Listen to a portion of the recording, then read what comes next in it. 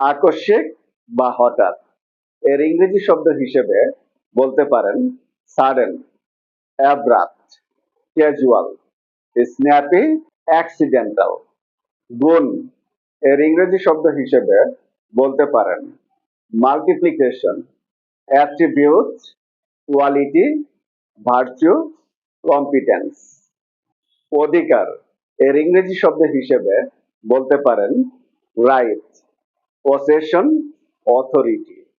অহংকার করা এর ইংরেজি শব্দ হিসেবে বলতে পারেন বুস্ট, ব্রেক, গ্লোরি।